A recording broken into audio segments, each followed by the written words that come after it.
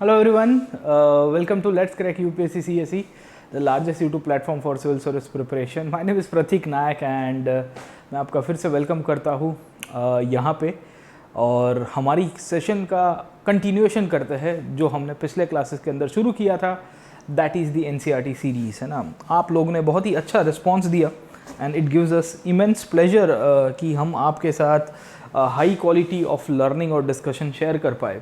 उसी के ही कंटिन्यूएशन में वही टॉपिक्स को आगे लीनियरिटी में बढ़ाते हुए आज मैं आप लोगों को ये सेशन का ऑलमोस्ट सबसे लास्ट पोर्शन है उसके ऊपर लेके जाने की कोशिश करूँगा।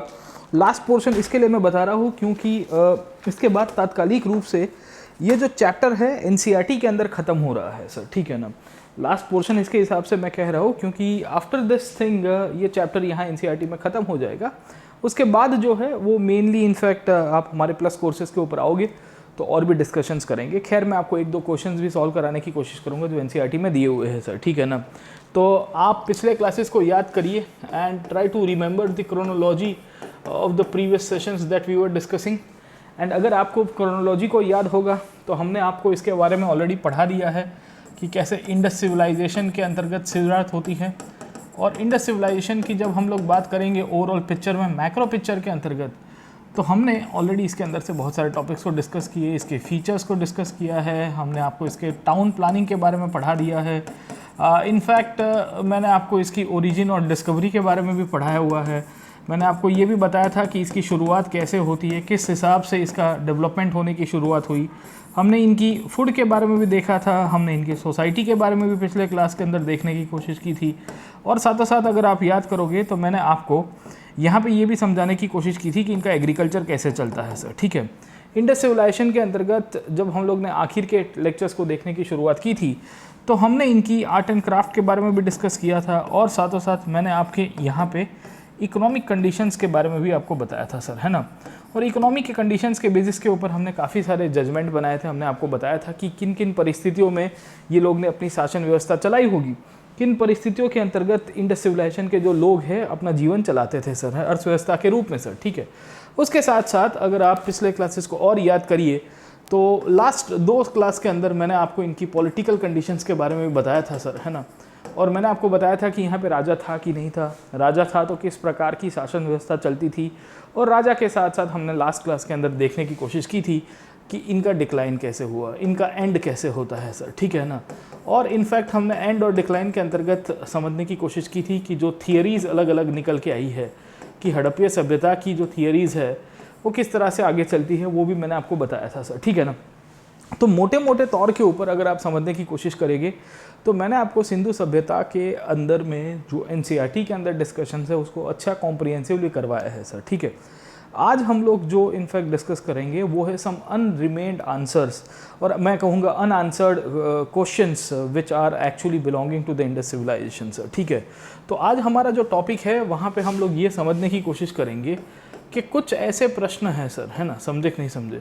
अनआंसर्ड क्वेश्चंस आपको यहाँ पे देखेंगे। अनआंसर्ड क्वेश्चंस का मतलब ये है कि हमारे पास जो एविडेंसेस मिला है ना, जो इतिहास के अंतर्गत जो एविडेंसेस मिले हैं, ये एविडेंसेस को हम लोग पास्ट के साथ कैसे लिंकअप कर पाएंगे, कैसे किस तरह से इकट्ठा कर पाएंगे, उसको लेके अभी तक हमारे पास क्लैरिटी नहीं है। उसमें इनका रिलीजन भी आ जाता है। इंडस सिविलाइजेशन के अंतर्गत इनकी जो रिलीजियस प्रैक्टिसेस भी थी वो भी इसके अंदर हम लोग इंक्लूड कर पाएंगे सर, ठीक है।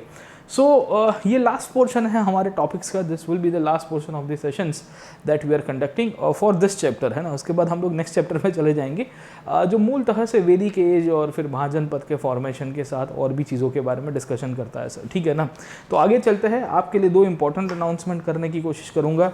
पहला अनाउंसमेंट जो आपके लिए है वो है 14 जुलाई से लेके 15 अक्टूबर तक I am launching a course on history optional. याद रखिएगा सर, ठीक है। आप में से जितने भी बच्चों को हिस्ट्री ऑप्शनल की तैयारी करनी है, खास करके पेपर 1 जिसके अंदर में इनफैक्ट है ना एंशिएंट और मिडीवल, ये दोनों का दोनों मैं कवर करवा रहा हूँ। I am covering both the subjects, है ना, ancient and medieval history paper 1 का ऑप्शनल। उसके साथ साथ फिर पेपर 2 भी आएगा थोड़े टाइम के बाद। Will be launching a paper 2 as well, जहाँ पे हिस्ट्री ऑप्शनल के अंदर ही मैं आपको पूरी की पूरी कॉम्प्रिहेंसिवली तैयारी हिस्ट्री ऑप्शनल के दूसरे पेपर की भी करवाऊंगा सर, जिसमें आपका मॉडर्न हिस्ट्री और वर्ल्ड हिस्ट्री आता है सर, ठीक है। इसके सिवाय 21 जुलाई को I am launching a crash course on modern India sir, ठीक है। तो आप में से जितने भी लोग इनफैक्ट है ना प्रीलिम्स देने की तैयारी कर रहे हैं, इन लोग को लग रहा है कि सर हम लोग को मॉडर्न हिस्ट्री में रिवीजन करना है, मॉडर्न हिस्ट्री समझ में नहीं आ रही है, तो they are also like no most welcome to join this course, है ना। उसके सिवाय मेरे और भी कोर्सेज आते रहेंगे अनअकैडमी के प्लेटफॉर्म पे, आपको इसके लिए जुड़ना पड़ेगा। सर इंडिया का लार्जेस्ट लर्निंग प्लेटफॉर्म है, इंडिया के टॉप मोस्ट एजुकेटर्स यहाँ पढ़ाते हैं, इनके सेशंस को आप अटेंड कर सकते हो, मेरे सेशंस भी अटेंड कर पाओगे, एक सब्सक्रिप्शन में पूरा का पूरा कवरेज मिल जाएगा। अनअकैडमी आपको प्रॉमिस करता है आज के दिन तक, अगर आप आज सब्सक्रिप्शन ले रहे हो 2 साल है उससे ज़्यादा टेन्योर के लिए, और अगर आपसे प्रीलिम्स एग्जाम क्लियर नहीं हो रही है, यूपीएससी के एग्जाम क्लियर नहीं हो रहे, तो अनअकैडमी आपको 1 साल एक्स्ट्रा सब्सक्रिप्शन देगा। मतलब if you are in the process, Unacademy आपका एक्सटेंशन दे देगा, मतलब 2 साल के सब्सक्रिप्शन में मोस्ट प्रोबेबली आपको 1 साल एक्स्ट्रा मिल रहा है सर, ठीक है। उसके साथ साथ आप समझोगे तो आपको यहाँ पे नोट्स मिल रही है, एसएससी और बैंकिंग का सब्सक्रिप्शन फ्री में मिल रहा है, आपको अगले साल की मेंस तक की गारंटेड सब्सक्रिप्शन आपको मिल रहा है सर, ठीक है ना। So you will be getting a subscription for mains, मतलब 1 साल का सब्सक्रिप्शन भी आज लोगे ना तो अगले साल की मेंस तक वैलिड रहेगा सर, है ना। टेस्ट सीरीज़ मिल रही है और कॉम्बो ऑफर के अंदर आपको काफ़ी सेविंग हो रहा है सर, ठीक है। तो आपको पता है इंडिया की टॉप मोस्ट लर्निंग प्लेटफॉर्म है, एंड यहाँ प्रीलिम्स और मेंस दोनों की आपकी टेस्ट सीरीज़ कवर हो जाएगी। दूसरी इंपॉर्टेंट बात है वो है आपका जीएस और ऑप्शनल की दोनों की कंबाइंड प्रिपरेशन आप कर सकते हो, और दोनों का साथ में सब्सक्रिप्शन ले सकते हो। अगर आप इनफैक्ट सब्सक्रिप्शन लेना चाहते हो तो ये डिस्काउंट कोड को यूज़ करेगा, टोटल 35% ऑफ हो जाएगा, 25% for optional and 10% using my discount code PN Live, है ना। तो ये आपके लिए काफ़ी फ़ायदे कारक है। बुक्स आपकी अवेलेबल हो जाएगी, मैंने बुक्स के ऊपर ऑलरेडी वीडियो बनाया हुआ है, बहुत कॉम्प्रिहेंसिवली अच्छी डिज़ाइन बुक है, आपको हेल्प करेगी रेफरेंस के रूप में। सब्सक्रिप्शन आप जीएस का लीजिए, ऑप्शनल का लीजिए, आइकॉनिक लीजिए, प्लस लीजिए। आइकॉनिक के अंदर आपको पर्सनल मेंटर की अवेबिलिटी करवाई जाती है अनअकैडमी की टीम के द्वारा सर, ठीक है। यहाँ पे भी आप 1 साल 2 साल 3 साल का कोई भी सब्सक्रिप्शन लीजिए, but use this code PN Live to get 10% off on the fees, है ना। दूसरा, बहुत सारे बच्चे पूछ रहे थे कि सर ऑप्शनल का प्लान हम आपको लेना चाहते हैं, तो ले सकते हैं, ज़रूर से आप ऑप्शनल का प्लान ले सकते हैं। मैं कहूँगा कि आप ऑप्शनल का अलग से सब्सक्रिप्शन लेना चाहते हैं तो आप मिनिमम 1 साल का ऑप्शनल का प्लान लीजिएगा, क्योंकि मेरे कोर्सेज मिनिमम 6 महीने चलेंगे सर, है ना। My courses will very for 4 to 6 months, है ना, मोर देन 6 मंथ्स या उससे भी ज़्यादा चल जाएंगे, मतलब 7 मंथ्स कभी कभी चल जाएगा सर, ठीक है। तो हिस्ट्री काफ़ी मतलब है ना टाइम एक लगता है उसको तैयारी करने में, और करवाने में मैं कोई कचास नहीं छोड़ता हूँ। तो आप हिस्ट्री ऑप्शनल का सब्सक्रिप्शन लेना चाहते हो तो 1 साल का 24,750 है। बच्चों की कुछ की कमेंट्स थी कि सर ऑप्शनल का सिंगल सब्सक्रिप्शन लें, तो वो भी ले सकते हैं, बट आई विल सजेस्ट कि अगर आप सब्सक्रिप्शन ले ही रहे हो तो जीएस ऑप्शनल दोनों का कंबाइन ले लो, है ना। तो 1 साल आपका 50,000 के आसपास में कवर हो जाएगा, 56,000 के आसपास की जो फीस होगी उसमें आप आराम से कवर कर पाओगे सर, है ना। तो वो प्लस माइनस होती रहती है, but you can plan it out accordingly and it will be quite beneficial for you. बाकी अनरेवल करके एक चैनल है, उसको आप ज्वाइन कर दीजिए, डिस्क्रिप्शन बॉक्स में लिंक्स डाली हुई है। 7 जुलाई आज से बहुत सारी बैचेज शुरू हो रही है, उसमें आप अटेंड कर सकते हो। इसके साथ साथ आप कॉम्बैट के अंदर पार्टिसिपेट कर सकते हो। अनअकैडमी कॉम्बैट इंडिया का फ्री टेस्ट प्रोग्राम है जहाँ पे आप लाइव क्विज अटेंड कर सकते हो, और एवरी संडे होता है। इस संडे मेरे क्वेश्चंस है, हिस्ट्री के क्वेश्चंस मैंने सेट किए हैं, और ये फ्री में अटेंड करने के लिए भी आपको एक कोड को डालना है, वो है PN Live, है ना। Your entry gate to Unacademy will be PN Live। Always use this. Multiple free test series programmes are being run on the Unacademy application. आप आज ही डाउनलोड कीजिए और इन सब का सबसे अधिकतम लाभ उठाइए। चलिए शुरू करते हैं हम लोग आज के NCERT के सेशन को, और हमने जो पिछले क्लास को इनफैक्ट पढ़ा था उसका फाइनल कंक्लूजन की तरफ लेके जाने की कोशिश करूँगा सर, ठीक है। अब आप समझने की कोशिश करिए, you try to understand what we are studying, and NCERT के अंदर में हमने इनफैक्ट है ना सबसे जो लास्ट पोर्शन है उसके ऊपर चले जाते हैं, the problems of piecing the past together sir, ठीक है ना। तो हमने जब क्लास शुरू किया था तो इतने सारी डिस्कवरीज कर ली थी। कुछ अभी ऐसे प्रश्न हैं जो अभी भी इंडस सिविलाइजेशन के अंदर सॉल्व नहीं हो पाए सर, ठीक है ना। ये प्रश्न बहुत इंटरेस्टिंगली है, इसके लिए यहाँ पे डाला गया है the problems of piecing the past together sir, ठीक है ना। कि भाई आपने जो भी आर्कियोलॉजिकल एविडेंसेस के बेसिस के ऊपर इतिहास को लिखा है, और इतिहास को इनफैक्ट हमारा जो कंक्लूजन हुआ है उसमें कुछ पॉइंट्स ऐसे ओपन एंडेड रह गए हैं, उसको अभी सॉल्व करना काफ़ी मुश्किल हो गया है सर, ठीक है। क्यों मैं बता रहा हूँ, क्योंकि कुछ आर्कियोलॉजिकल एविडेंसेस जो है उससे हम लोग आंसर नहीं कर पा रहे हैं, और इसके लिए मैंने आपको बताया ये सेशन के अंदर कि there are certain topics which are unanswered. का मतलब क्या है कि उसका जवाब नहीं दे पा रहे हम लोग। क्यों नहीं दे पा रहे? क्योंकि परिस्थिति ऐसी है कि जैसे कुछ चीज़ें मिली, खिलौने मिल गए हमको, या आप पकड़ने की कोशिश करोगे मूर्ति मिली है। अभी हम लोग आपको पढ़ा था उनके रिलीजन के बारे में सर, है ना, क्योंकि यहाँ पे कहीं पे हमने रिलीजन के बारे में डिस्कस नहीं किया, बट ये टॉपिक के अंदर इनकी धार्मिक मान्यता भी आ जाती है सर, ठीक है। तो हड़प्पन्स की जो रिलीजियस प्रैक्टिसेस हुआ करती थी, ये रिलीजियस प्रैक्टिसेस के अंदर भी हमको क्या देखने को मिल रहा है, what do we see over here, the religious practices of the Harappans was also quite different. और वो डिफरेंट होने के कारण उसके ऊपर हम लोग एक पूरा कंक्लूजन नहीं ले पा रहे कि 100% ये सच था कि नहीं था सर, ठीक है। We are not able to come to 100% conclusion कि was it correct or not sir, ठीक है। तो हम लोग अब क्या करते हैं कि डायरेक्टली सबसे यही टॉपिक के ऊपर चले जाते हैं सर, है ना।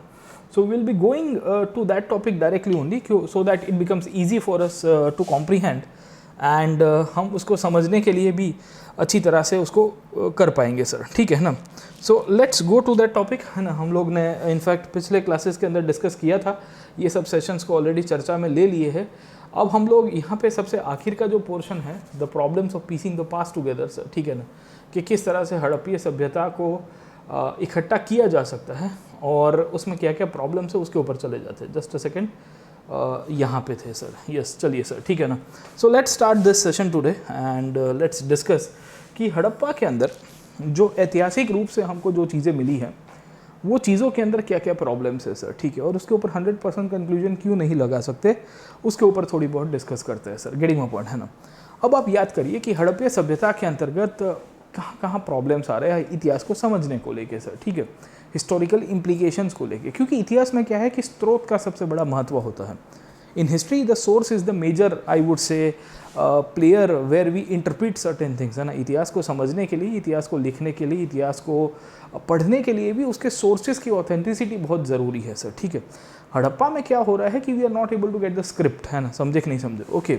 सो because we are not able to get the script, तो हमको क्या पता चल रहा है, पहली बात तो because we are not able to understand the script of the Harappans, समझने की कोशिश करिए, तो हम लोग को डिसिफर नहीं कर पा रहे कि यार ये लोग क्या कहना चाहते थे सर, ठीक है।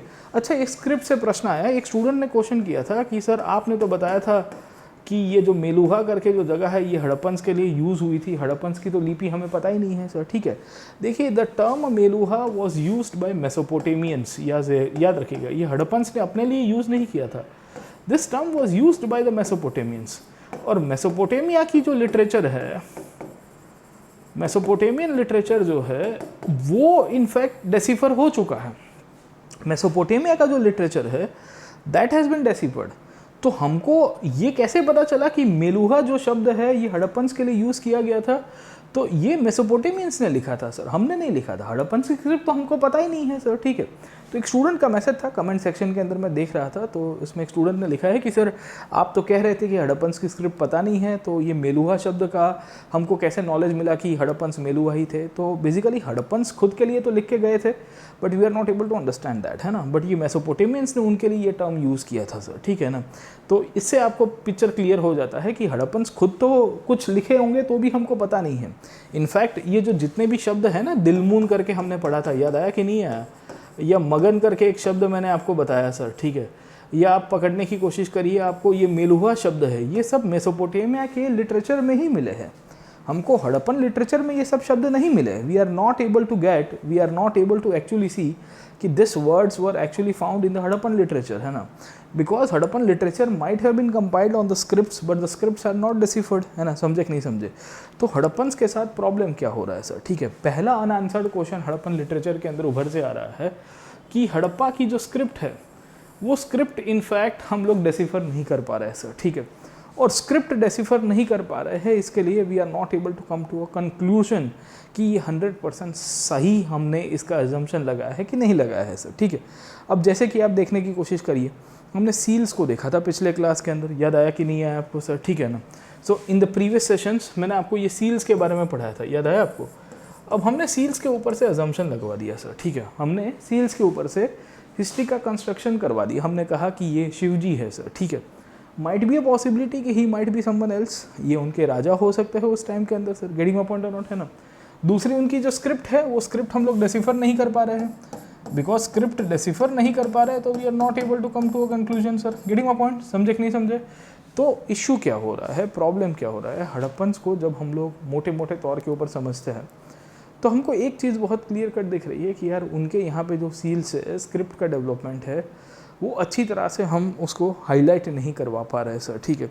और इसके लिए हिस्ट्री रिकन्स्ट्रक्शन में बहुत बड़ा ओपन एंडेडनेस आपको देखने को मिलेगी सर, गेटिंग माय पॉइंट, है ना।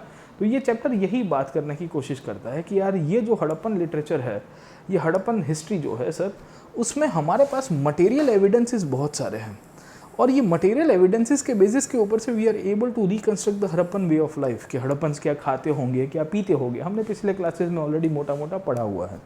ये मटेरियल एविडेंसेस में हमने पॉटरी को भी पढ़ा, टूल्स को भी पढ़ा, ऑर्नामेंट्स को भी पढ़ा, हाउस होल्ड ऑब्जेक्ट्स को भी पढ़ा सर, ठीक है। इनफैक्ट हमको बहुत सारी चीज़ें यहाँ से नॉलेज देती है कि इनकी लाइफस्टाइल कैसी रही होगी। बट क्या हम लोग 100% ये मान सकते हैं कि ऐसी ही रही होगी? समझे कि नहीं समझे, है ना। हम अजम्पशन लगवा रहे हैं सर। देखो जैसे वैदिक युग के अंदर जब आप पढ़ेंगे ना वैदिक लिटरेचर, तो उसमें आपको पूरा पिक्चर क्लियर हो जाएगा कि भाई आर्य लोग, आर्य समाज के जो लोग थे, वो क्या इनफैक्ट अपना जीवन चलाते थे। उसी तौर के ऊपर ह्यूएनसांग करके आपको पता होगा कि एक चाइनीज़ ट्रैवलर आया था। तो ह्यूएनसांग जब चाइना से आया तो ह्यूएनसांग ने भी इनफैक्ट भारत के बारे में लिखा। CU की नाम की एक किताब थी, उसने पब्लिश की करवाई थी सर, ठीक है। तो उसकी जो इंडिया के एक्सपीरियंसेस थे CU की के अंदर उसने बहुत ही कॉम्प्रिहेंसिवली लिखा है, और उसमें बताया है कि देखिए यहाँ क्या कंडीशन हुआ करती थी। क्योंकि लिटरेचर में था तो हम लोग आराम से आइडेंटिफाई कर पाते थे सर, ठीक है। और वो मोटा मोटे तौर के ऊपर करेक्ट भी हुआ करता था सर, ठीक है। हड़प्पन्स में क्या हो रहा है कि मटेरियल एविडेंसेस के ऊपर पूरी हिस्ट्री रिकन्स्ट्रक्शन हुई है, समझे कि नहीं समझे, है ना। तो जो हिस्टोरिकल रिकन्स्ट्रक्शन होने की इनफैक्ट बेसिस बना है, वो आपकी यहाँ पे मटेरियलिस्टिक एविडेंसेस है सर, ठीक है। और जब हम लोग मटेरियलिस्टिक एविडेंसेस को देखते हैं तो उसमें कहीं ना कहीं कुछ कुछ चीज़ें आप देखोगे तो 100% आंसर भी नहीं कर पाती। अब जैसे क्लॉथ हो गया, लेदर हो गया, लकड़ा हो गया, ये तो डीकम्पोज हो जाते हैं, और ये डीकम्पोज हो जाएंगे तो we are not able to see कि ये कपड़ा पहनते थे कि नहीं पहनते थे, सिवाय कि हमको कॉटन के एविडेंसेस मिल गए हैं, but we are not 100% sure. समझे कि नहीं समझे। अब कोई कहेगा कि ये लोग चमड़ा नहीं पहनते होंगे, मैंने कहा पहनते होंगे, जानवरों का हंटिंग करते होंगे तो चमड़ा पहनते होंगे, पर चमड़े के साथ होता क्या है, what happens with the leather sir, है ना। लेदर के साथ यही होता है कि लेदर डीकम्पोज होता है, ज़मीन में पड़ा पड़ा लेदर क्या हो जाता है, डीकम्पोज हो जाता है सर, है ना। तो because of the decomposition we won't be able to come to a conclusion sir, getting a point, समझ में आ रहा है आपको। सो अभी जो मिल रहा है हमको, वो स्टोन मिल रहा है, क्ले मिल रहा है, मेटल कुछ मिल रहा है, मेटल के अंदर ब्रॉन्ज मिल रहा है सर, ठीक है। और उन्हीं के बेसिस के ऊपर हम लोग रिकन्स्ट्रक्शन कर रहे हैं सर, गेटिंग माय पॉइंट और नॉट, है ना। इनफैक्ट कुछ हमारे ऐसे ऑब्जेक्ट्स है जो हमने फेंक दी है। फेंकने का मतलब क्या है सर, ठीक है ना, कि देयर आर मेनी ऑब्जेक्ट्स जो हड़प्पा के समय से मिलते होंगे, जो आगे की जनरेशंस को भी शायद कहीं पे मिले होंगे, पर उन्होंने कचरे पेटी में डाल दिए होंगे, है ना। तो आपने देखा होगा कि डस्टबिन के अंदर डाल दिया, बोले ये कहाँ से निकला, बोले फेंक दो इसको सर, गेटिंग माय पॉइंट और नॉट। हो सकता है कि कुछ को आपने रिसाइकल कर दिया। अब मैंने आपको बताया था ब्रिक्स के बारे में, याद आया कि नहीं आया, कि हड़प्पा के वहाँ पे बहुत ब्रिक्स की चोरी कर दी थी, ठीक है ना। सो हमने पिछले क्लास के अंदर आपको बताने की कोशिश की थी कि large quantity of BRICS were recycled by the British and local people, जिन्होंने हड़प्पा के वहाँ से जो भी पुराने मॉन्यूमेंट्स थे उनकी ब्रिक्स को चुरा के कहीं और फेंक दिया सर, ठीक है, या कहीं और अपने घर के बिल्डिंग के कंस्ट्रक्शन में यूज़ कर दिया सर, गेटिंग अ पॉइंट, है ना। तो इन सब परिस्थिति में होगा क्या, what will happen sir, historical construction, जो हिस्ट्री का पूरा रिकन्स्ट्रक्शन है वो तो हो ही नहीं पाएगा सर, गेटिंग माय पॉइंट और नॉट, ठीक है। कुछ आर्टिफैक्ट हमको यहाँ पे मिले हैं, वो घूम गए हैं, कुछ अगर आप देखोगे तो अभी तक रिट्रीव नहीं कर पाए हैं। सादी भाषा में हम लोग देखने को मिल रहा है कि हमको जो भी हड़प्पा के वहाँ से चीज़ें मिली है वो एक्सीडेंटल फाइंड्स है। एक्सीडेंटल फाइंड्स का मतलब है कि कुछ खोद रहे थे, कुछ चीज़ को ढूंढने की कोशिश कर रहे थे, पर अचानक ही कुछ और चीज़ मिल गया सर, ठीक है। ये तो ऐसी बात हो गई कि आप SSC के एग्ज़ाम की तैयारी करो और IAS के एग्ज़ाम क्लियर कर दी सर, है ना। एक्सीडेंटल होता है ना कभी कभी सर, ठीक है। तो ये कहानी हड़प्पन्स के यहाँ पे भी हो रही है। तो हिस्ट्री राइटिंग की जो कहानी है, हिस्टोरिकल अंडरस्टैंडिंग की जो कहानी है, इतिहास का जो लेखन की कहानी, उसमें बहुत बड़ा प्रश्न हो रहा है। और इसके कारण मैंने आपका ये टाइटल दिया है, some unanswered questions from the Harappan civilization और द इंडस सिविलाइजेशन। हड़प्पीय सभ्यता बहुत अद्भुत सभ्यता थी। प्रॉब्लम ये हो रहा है कि इसका रिकन्स्ट्रक्शन करना बहुत टफ हो रहा है, और हमने जो पूरा का पूरा कैलकुलेशन लगाया है, हमने जो पूरा बेसिस बनाया है, हमने ये सोचा है कि ऐसा होता होगा, पर साहित्य ना होने के कारण, because of lack of literature, हमको यहाँ पे पूरी तौर के ऊपर जो भी एविडेंसेस मिल रहे हैं वो लिमिटेड एविडेंसेस मिल रहे हैं। और जब आप लिमिटेड मटेरियल एविडेंसेस के ऊपर हिस्ट्री राइटिंग करते हो तो there can be a possibility कि यहाँ कहीं ना कहीं लैग रहेगा सर, गेटिंग माय पॉइंट, जहाँ आपको पूरा कॉम्प्रिहेंसिव पिक्चर नहीं मिलेगा सर, समझे कि नहीं समझे। तो पहला प्रश्न, हड़प्पा के वहाँ पे जो भी चीज़ें मिल रही है वो है लिमिटेड, हमको यहाँ पे ऑब्जेक्ट्स मिले हैं। ये जितने भी ऑब्जेक्ट्स हमको लिमिटेड क्वांटिटी के अंदर मिले हैं, उसके कारण दिक्कत यही आ रही है कि हड़प्पीय सभ्यता के अंतर्गत हम लोग फुल फ्लेज वे के अंदर हिस्टोरिकल इम्प्लीकेशंस या हिस्टोरिकल बेसिस नहीं बना पा रहे। और इसके लिए हड़प्पीय सभ्यता को हम लोग क्या कहते हैं, प्रोटो हिस्ट्री कहते हैं। याद करिए हमने पहला क्लास को सर, ठीक है, मैंने प्री हिस्ट्री और प्रोटो हिस्ट्री क्या है उसके बारे में बहुत ही गहरी चर्चा आपको क्लास के अंदर करवाई थी सर, ठीक है। So if you are able to recall, I had already done a very detailed discussion on what is prehistory and proto history and how things in the pre and the proto history takes place, ठीक है ना। तो इन सब के basis के ऊपर से मोटे मोटे तौर के ऊपर हम लोग ये कह सकते हैं कि हड़प्पीय सभ्यता के अंतर्गत हिस्टोरिकल राइटिंग, हिस्टोरिकल अंडरस्टैंडिंग का अभी भी आज की तारीख में बहुत सारे ओपन एंडेड क्वेश्चन छोड़ के गया है। इनफैक्ट हमको जो आर्टिफैक्ट्स मिले हैं, आर्टिफैक्ट्स मतलब जो भी हमारे पास मेटल के मिल गए हैं, स्टोन के मिल गए हैं, पॉटरी मिली थी, हमने आपको बताया था रेड एंड ब्लैक वेयर की पॉटरी मिली है, उसको क्लासीफाई करना भी बहुत मुश्किल हो गया है सर, ठीक है। क्यों क्लासीफाई करना मुश्किल हो गया? क्योंकि जब खोदा गया था ना, व्हेन एक्सकेवेशन टुक प्लेस, तो एक्सकेवेशन करने के बाद हमको पता चल रहा है कि एक लेयर वाइज एक्सप्लेनेशन नहीं की थी। जब इनिशियल एक्सकेवेशन हुई थी, आप याद करिए जॉन मार्शल ने ये गलती करवा दी थी सर, ठीक है। फिर ये तो व्हीलर करके जो आया ना, REM व्हीलर करके, मैंने आपको कल के क्लास के अंदर बताया था इनके डिक्लाइन की थियरी के पीछे, उसने कहा कि इन्वेजन हो रहा है सर, ठीक है, आर्यन इन्वेजन वाली जो कहानी। तो व्हीलर जो था, व्हीलर ने कहा कि उसको है ना लेयर वाइज एक्सकेवेट कराइए सर, ठीक है। आप पूरा का पूरा एक हॉरिजॉन्टल ग्राउंड को एक्सकेवेट करोगे इस तरह से, उसमें कोई मज़ा नहीं आएगी सर, ठीक है। और फिर सब इकट्ठा कर दोगे तो you won't be able to come to a conclusion कि ये कितना पुराना है। अगर आपको जाना है तो स्ट्रेटिफिकेशन करना पड़ेगा, स्ट्रेटिफाई करोगे तो आप आर्टिफैक्ट को अच्छी तरह से समझ पाओगे सर, गेटिंग माय पॉइंट, है ना। So we see that even after you get the artefacts, जो भी खिलौने मिले हैं, जो भी टेराकोटा के मॉडल्स मिले हैं, जो भी स्टीएटाइट के मॉडल्स मिले हैं, स्टीएटाइट जो आपकी सील्स मिली है, कॉपर मिला है, ब्रॉन्ज मिला है सर, ठीक है, उनको फिर आर्कियोलॉजिकल जो एक्सपर्ट्स होते हैं, जो पुरातात्विक विशेषज्ञ है, वो उसको किस तरह से ढूंढते हैं, ये काफ़ी टफ बात हो जाती है सर, गेटिंग माय पॉइंट, है ना। सो वी फाइंड दैट ये लोग काफ़ी सारे मटेरियल्स को क्लासीफाई करते हैं, ये देखते हैं कि कौन सा क्ले का है, कौन सा मॉटल का है, आइवरी बोन का किसका है सर, ठीक है ना। हमको ये भी पता चल रहा है कि आर्कियोलॉजिस्ट कुछ कुछ चीज़ों को इनफैक्ट आइडेंटिफाई करके कहते हैं कि ये ज्वेलरी के रूप में यूज़ होता होगा, या कुछ कर्मकांड के लिए, रिचुअल्स के लिए यूज़ होता होगा सर, ठीक है। अब हड़प्पन्स में हमको रिचुअल के एविडेंसेस मिले हैं कि नहीं मिले हैं सर, ठीक है। अगर आप पूरी की पूरी हड़प्पन हिस्ट्री को देखोगे ना, तो आपको पता चलेगा कालीबंगन के बारे में हमने पढ़ा था पिछले क्लास में, या आप याद करिए कि लोथल सर, ठीक है। ये दो जगह है जहाँ पे हमको फायर ऑल्टर्स मिल गए हैं। ये वो जगह है जहाँ पे हमको क्या मिला है, फायर ऑल्टर्स। फायर ऑल्टर्स का मतलब ये है कि हमको हवन कुंड मिल गए हैं सर, ठीक है।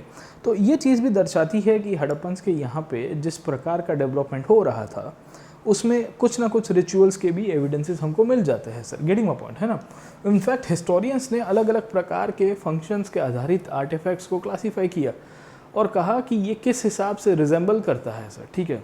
मतलब आप देखिएगा तो हमने आपको बीड्स के बारे में बताया, ये हमने कॉन्स के बारे में बताया था, स्टोन ब्लेड्स के बारे में सर, गेटिंग माय पॉइंट, है ना। जैसे पहले की पॉटरी और आज की पॉटरी ऑलमोस्ट सेम है। आप देखिए हड़प्पा के वहाँ पे जो पॉटरी बनती थी, कुछ उसी प्रकार की पॉटरी का निर्माण आज भी हो रहा है सर, गेटिंग माय पॉइंट, है ना। तो उनके बेसिस के ऊपर से भी इनफैक्ट हिस्टोरियंस और आर्कियोलॉजिस्ट जो है वो देख पाते हैं कि ये किसके उपयोग में आती होगी सर, ठीक है, गेटिंग माय पॉइंट। तो we see that the many things यहाँ पे हमको हेल्पफुल होती है। कुछ कुछ चीज़ें घरों के अंदर मिलती है, कुछ कुछ नाली में मिलती है, कुछ कुछ कब्र में मिलती है, कुछ कुछ किल में, भट्टियों के अंदर मिलती है सर, ठीक है। अब ब्रिक्स हमको किल में मिलती है तो हम कहते हैं कि ये बेक्ड ब्रिक्स है, ये भट्टी में तपा के बनाई गई ईंटें होगी सर, ठीक है। ग्रेव के अंदर मिलती है, मतलब इनकी बरियल प्रैक्टिसेस, चीज़ों को दफनाने के अंतर्गत इन्होंने इन चीज़ों का आधार दिया होगा।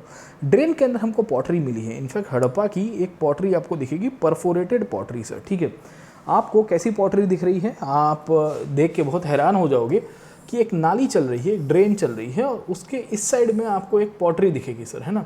सो you will find a pot over here. मैं यहाँ पे इनफैक्ट है ना एक पॉट को यहाँ पे बनाने की कोशिश करेंगे सर, ठीक है ना।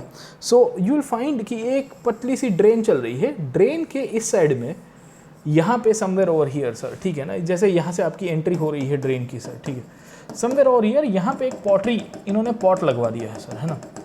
और यहाँ पे ये जो पॉट है वो परफोरेटेड है। परफोरेटेड का मतलब ये है कि इन्होंने इनफैक्ट है ना इसके अंदर होल किए थे। So while doing a hole in the pottery, पानी जो है वो उसमें से पास ऑन हो जाएगा सर, ठीक है ना। आपने देखा होगा कि वाटर जो होता है वो तो आराम से पास ऑन हो जाता है, और जितना भी सॉलिड वेस्ट है सर, ठीक है, तो यहाँ से जो वेस्ट वाटर है आपका, ये वेस्ट वाटर इनफैक्ट यहाँ से निकलता था, निकलते निकलते निकलते यहाँ पे आ जाता था सर, ठीक है।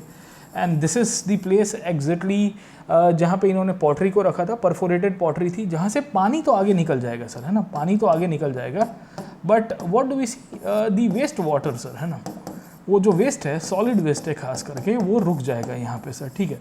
फिर ये जो मटका होता है पॉटरी का, इसको ये लोग निकाल देते थे, they used to remove it out, and eventually हमको क्या देखने को मिलेगा, this will eventually be I would say cleaned out, है ना। तो इससे हमको पता चलता है कि इसके फंक्शंस क्या है। तो हमको बहुत सारी चीज़ें मिली है सर, ठीक है।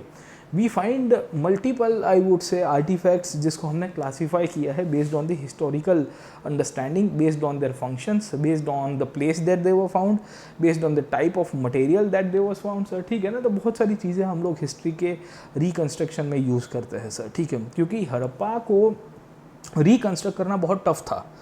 तो हिस्टोरियंस और आर्कियोलॉजिस्ट ने अपना दिमाग लगाया कि यार ये चीज़ कहाँ से मिली है, अच्छा किसी के घर से मिली है, किसी के शरीर के ऊपर से मिली है तो ये ऑर्नामेंट के रूप में यूज़ होता होगा, किसी रसोड़े में मिली है ना। आपको भी पता है रसोड़े में कौन था सर, है ना। हड़प्पा के घर कभी देख के आइएगा तो उसके लिए आपको रसोड़ा अलग से दिखेगा, किचन कहते हैं ना रसोड़ा सर, ठीक है ना। सो यू विल फाइंड रसोड़ा system in the Harappans as well. खैर, तो बहुत सारी आपको चीज़ें हड़प्पा के अंदर वहाँ दिखेगी सर। तो उनके बेसिस के ऊपर हमने हिस्ट्री का रिकन्स्ट्रक्शन किया है, उनके बेसिस के ऊपर हड़प्पा की जो पूरी लाइफस्टाइल है उसको समझने की कोशिश की है, और हमने देखा है कि ये कैसे इनफैक्ट डेवलप हो रहा है सर, ठीक है। कुछ कुछ जगहों के ऊपर हड़प्पा के अंदर इनडायरेक्ट एविडेंसेस भी हमको काम में आ गए सर, ठीक है। जैसे आप देखोगे कि in many of the places we find the traces of cotton sir, getting my point और नॉट। अब आप समझने की कोशिश करिए कि अगर इनफैक्ट कॉटन के ट्रेसेस मिले हैं, मतलब ये है कि हड़प्पा कपड़ा भी पहनते होंगे, पर कॉटन एक ऐसी ऑब्जेक्ट है जो डीकम्पोज हो जाता है। आपने भी देखा होगा सर, कॉटन का तो डीकम्पोजिशन बहुत ईजी है। तो हड़प्पन्स ने इनफैक्ट कॉटन का निर्माण किया तो होगा, पर आज हम लोग उसको नहीं ढूंढ पा रहे। क्यों नहीं ढूंढ पा रहे या नहीं हाईलाइट कर पा रहे? क्योंकि डीकम्पोज हो गया है सर, ठीक है ना। पर बहुत सारे इनडायरेक्ट एविडेंसेस है, जैसे आप देखोगे स्कल्पचर्स, बहुत सारी मूर्तियाँ मिली है सर, ठीक है। ये मूर्ति के ऊपर से भी हम लोग हड़प्पन्स की हिस्ट्री को रिकन्स्ट्रक्ट कर रहे हैं सर, ठीक है। अब जैसे आप देखने की कोशिश करिए, मैंने आपको शायद पिछले क्लास के अंदर मदर गॉडेस के बारे में बताया था, यस एग्जैक्टली सर, ठीक है। अब क्या ये मूर्ति देख के आप हड़प्पन्स की हिस्ट्री को रिकन्स्ट्रक्ट कर सकते हो कि नहीं कर सकते हो सर, ठीक है। ये फोटोग्राफ देख के अगर आप सच्ची में देखने की कोशिश करिए तो क्या आपको इनकी क्लॉथिंग पैटर्न के बारे में पता चल रहा है सर, ठीक है। इनकी ज्वेलरी के बारे में पता चल रहा है कि नहीं चल रहा है सर, ठीक है ना। तो ऐसे बहुत सारे टॉपिक्स हैं जो हड़प्पन्स के लिए ओपन एंडेड रह गए, मतलब वो हमारे लिए ओपन एंडेड रह गए। हड़प्पन्स तो वैसे जीते होंगे उसको वैसे ही अपनी जो अपना जीवन चलाना है, but they are actually open ended for us to interpret, है ना, कि भाई ये क्या कह के गए थे सर, है ना, ये क्या बोल के गए थे सर, और ये जो कह के गए थे, बोल के गए थे, ये कितनी हद तक सही है सर, गेटिंग माय पॉइंट, है ना। तो ऐसे बहुत सारे पॉइंट्स है, there are multiple points and interpretations जिसके ऊपर हम लोग यहाँ पे अब डिस्कस कर रहे हैं सर, ठीक है ना। तो बहुत सारे हमको फ्रेम्स देखनी पड़ती है, हमको चीज़ों को देखना पड़ता है, तब जाके हड़प्पन हिस्ट्री का रिकन्स्ट्रक्शन हुआ। और ये रिकन्स्ट्रक्शन होने के कारण हड़प्पीय सभ्यता में जो जो चीज़ें हमने आज अनुमान के तौर के ऊपर लगाई हैं कि यहाँ पे एक सिंगल स्टेट हुआ करता था, याद आया, ये हड़प्पन्स इनफैक्ट, है ना, एक इकोनॉमिक ऑर्गेनाइजेशन के रूप में व्यापार करते थे। हड़प्पा की सोसाइटी में एक हायरार्की हुआ करती थी। हड़प्पन्स इस प्रकार से धर्म को मानते थे। शायद हो सकता है कि वो पूरी तरह से बदल जाए, गेटिंग माय पॉइंट, क्योंकि स्क्रिप्ट नहीं मिली है, जो मिली है वो आर्कियोलॉजी मिली है। आर्कियोलॉजी हमेशा ओपन एंडेड रहती है अगर स्क्रिप्ट के साथ कोरिलेट नहीं होती। हमेशा याद रखेगा कि हिस्टोरिकल राइटिंग में और हिस्ट्री का जो पूरा इंटरप्रिटेशन हुआ है उसमें दो चीज़ बहुत ज़रूरी होती है, एक है आपकी आर्कियोलॉजी एंड दूसरी है लिटरेचर, ठीक है। ये दोनों मुख्य सोर्स है। एक्चुअली आप क्वेश्चंस देखेगा प्रीवियस के क्वेश्चंस को, मेंस के खास करके मुख्य परीक्षा के, तो उसमें आपको दिखेगा कि यार ये जितने भी टॉपिक्स जहाँ से आपके प्रश्न निकल रहे हैं उसमें एक ही चीज़ बहुत कॉमन दिखेगी, वो है द सोर्सेज ऑफ हिस्ट्री, कि भाई फलाने ऑथर ने क्या कहा था या फलानी आर्किटेक्चर की इंपॉर्टेंस बताइए। Architecture is part of archaeology only sir, है ना। स्थापत्य है, आपको मंदिर दिख रहा है, आपको कोई स्तूप दिख रहा है, आपसे फॉर एग्जांपल एक ऐसे मॉन्यूमेंट्स को देख रहे हो जो आपको हेल्प कर रहा है in the reconstruction of history, तो मूलतः से तो वो तो एक आर्कियोलॉजी का सोर्स ही हो गया ना सर, ठीक है। तो उससे तो ज़्यादा नहीं है सर, गेटिंग माय पॉइंट है ना। तो हमेशा याद रखिएगा, please remember all this points है ना, कि जब भी आप हड़प्पन्स को या किसी को भी देख रहे हो तो आर्कियोलॉजी और लिटरेचर दोनों का इंपॉर्टेंस है सर, ठीक है। हड़प्पन्स के वहाँ पे ओपन एंडेड क्वेश्चंस इसके लिए रह गए क्योंकि हम लोग कुछ कुछ चीज़ों को अभी तक समझ में नहीं पा रहा है सर, गेटिंग माय पॉइंट और नॉट, है ना। सो वी सी दैट जैसे एक सील मिला है, मैंने आपको पिछले क्लास के अंदर बताया था, पर ये हड़प्पन सील को लोग समझ नहीं पा रहे थे कि ये कहना क्या चाहता है सर, ठीक है। फिर उसके बाद किसी ने कहा कि यार ये जो सील है ये मेसोपोटामिया में भी मिला है, शायद तक व्यापार के लिए होता होगा सर, ठीक है। या यही सील अगर आप समझने की कोशिश करोगे कि इनके रिलीजन में भी यूज़ होता होगा सर, ठीक है। तो this is one of the reasons कि आप जो भी आज की तारीख में हड़प्पा के एविडेंसेस को देख रहे हो उसका कंपैरिजन भी करने की आवश्यकता होती है। मेसोपोटामिया के साथ हो रही है या नाइल वैली के साथ होती है, पर नाइल वैली के साथ इनका व्यापार नहीं था। इजिप्शियन जो थे इनके साथ इनका व्यापार नहीं होता था। हड़प्पन्स का मुख्य व्यापार जो है मेसोपोटामिया, मेसोपोटामियंस ने इनको मेलुहा कहा था सर, ठीक है ना। तो हमेशा ये चीज़ याद रखेगा कि क्या क्या कंडीशंस के अंदर हड़प्पन्स के यहाँ डेवलपमेंट हुआ सर, गेटिंग माय पॉइंट है ना। And this is one of the reasons कि हड़प्पा के वहाँ पे कुछ कुछ चीज़ें आज की तारीख में भी ओपन एंडेड हो गई है। उनकी रिलीजियस प्रैक्टिसेस के बारे में हमको अभी भी नहीं पता चल रहा है सर, ठीक है ना, गेटिंग माय पॉइंट। अब आगे चले जाते हैं और ये सेशन का या ये जो टॉपिक है उसका सबसे लास्ट पॉइंट के ऊपर चले जाएंगे सर, ठीक है। और वो है आपके यहाँ पे जो रिलीजियस प्रैक्टिसेस हो रही थी और किस तरह से इनके यहाँ पे रिलीजन का डेवलपमेंट हुआ, उसके ऊपर थोड़ी बहुत मोटे तौर के ऊपर चर्चा करेंगे सर, ठीक है ना। So now let's go to the religious practices of the Indus civilisation. Now let's try कि हड़प्पन्स के यहाँ पे रिलीजियस प्रैक्टिसेस कैसे चलती थी। अब मैंने आपको हड़प्पन्स की सोसाइटी के बारे में पढ़ा दिया है सर, आप याद करिए पिछले क्लासेस को कि we have already in fact discuss this society of the Harappan civilisation, याद आया सर, ठीक है। उसमें मैंने आपको रिलीजन नहीं पढ़ा है, उसके पीछे का कारण क्या था कि इनका धर्म कैसा हुआ करता था, उसको लेके काफ़ी सारे ओपन एंडेड क्वेश्चंस अभी भी है सर, ठीक है। इनका धर्म कैसा हुआ करता था उसको लेके अभी भी कुछ कुछ ओपन एंडेड क्वेश्चंस हैं। यहाँ से क्वेश्चंस ऑलरेडी 2 बार प्रीलिम्स में आ चुके हैं। From this topic the questions है already been asked in the prelims examination. आप प्रीवियस के क्वेश्चन पेपर उठा के देख लीजिएगा, आपको इनके रिगार्डिंग क्वेश्चंस दिख जाएंगे। और एक आध दिन समय मिला तो मैं आपको इसके प्रीवियस के क्वेश्चन कराऊंगा, मतलब कल के क्लास में करा देंगे सर, कल या परसों के क्लास में मैं आपको इसका सॉल्यूशन कराऊंगा कि कैसे क्वेश्चंस पूछता है सर, ठीक है। अब आप समझने की कोशिश करिए, you try to understand this point sir, ठीक है ना।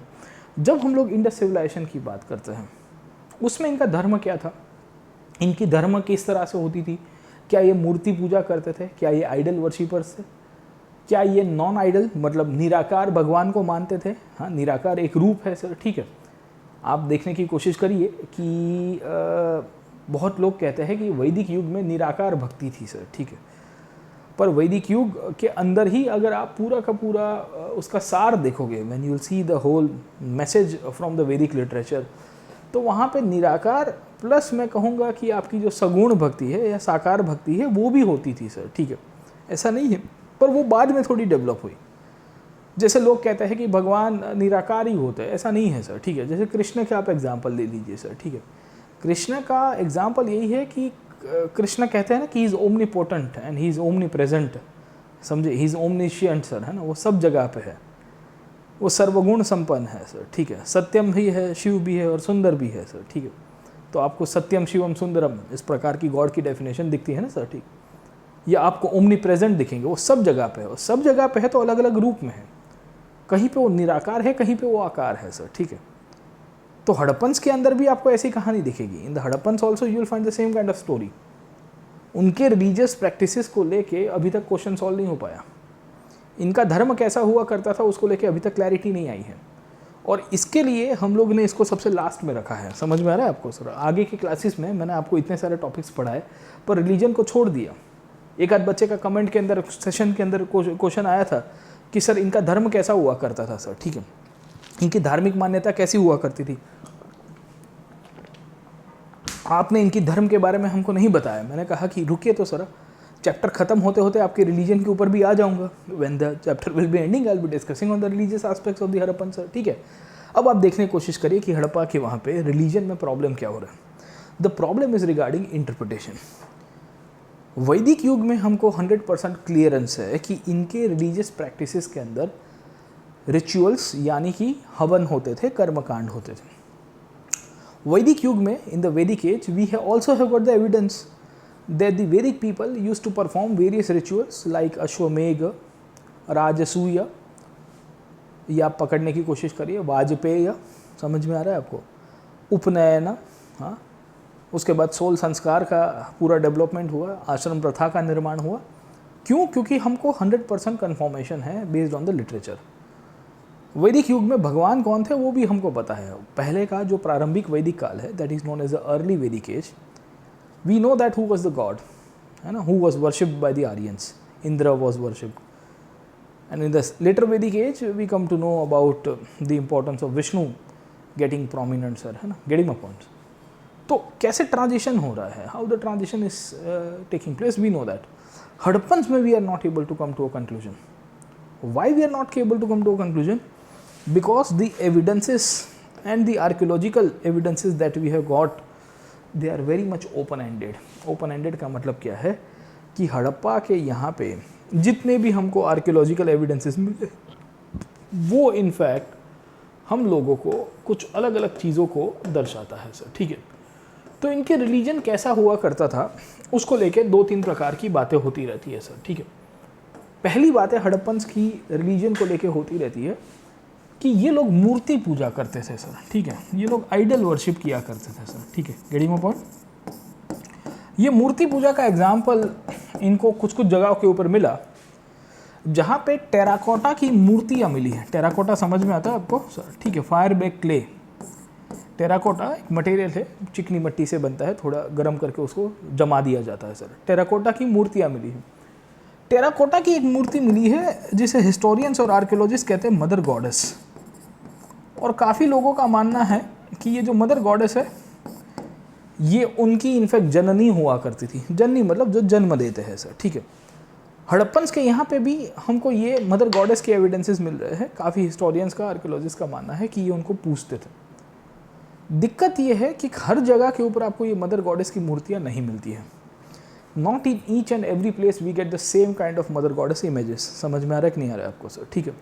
आ रहा है तो बोलो हाँ, बोलिएगा, कमेंट सेक्शन के अंदर लिखिएगा कि yes sir we are getting it, sir, ठीक है।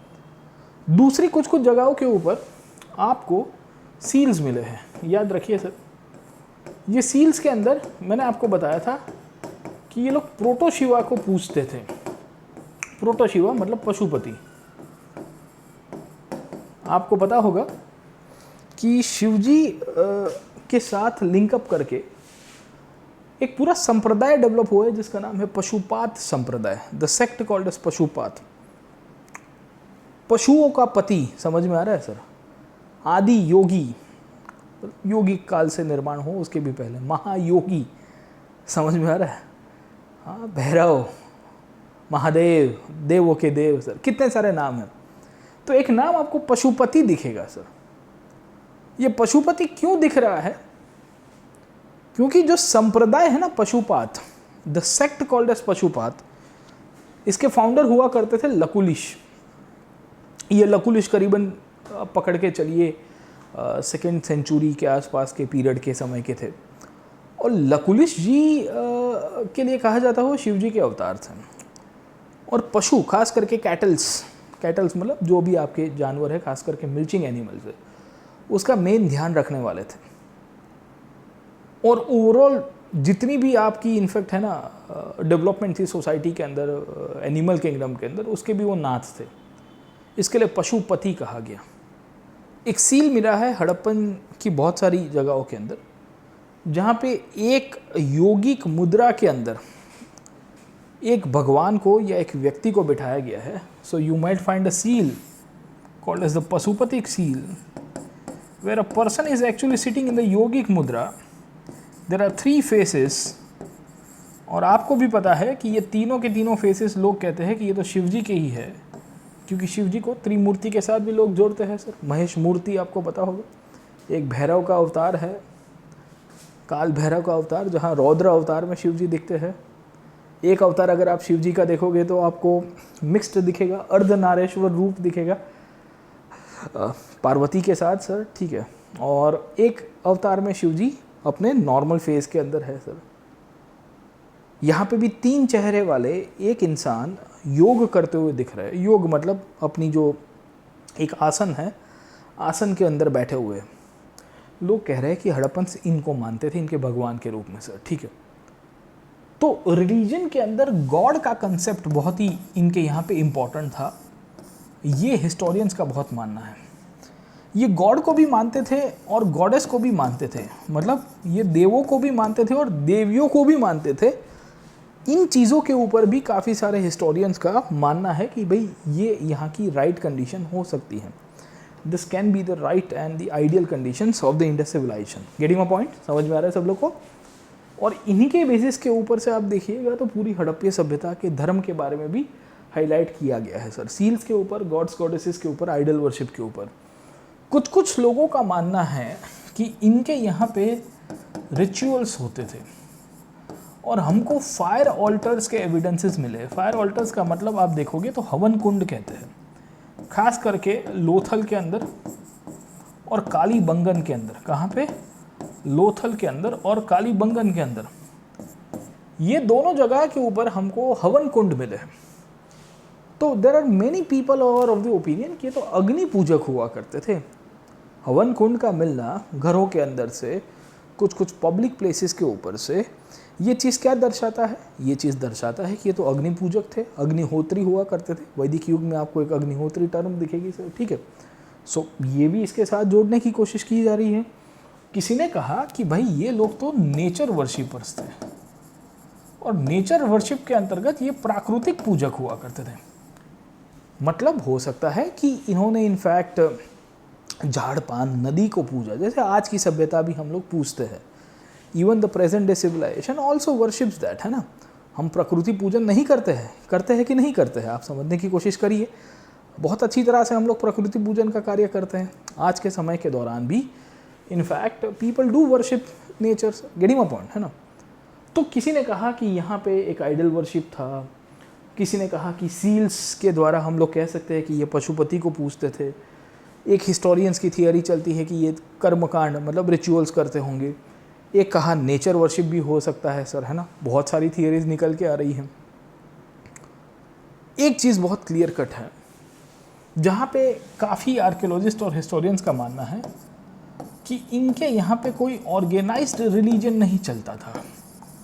ऑर्गेनाइज्ड रिलीजन का मतलब ये है कि हड़प्पन्स ने अपना जो धर्म चलाया है उसमें सबको छूट थी अपने हिसाब से।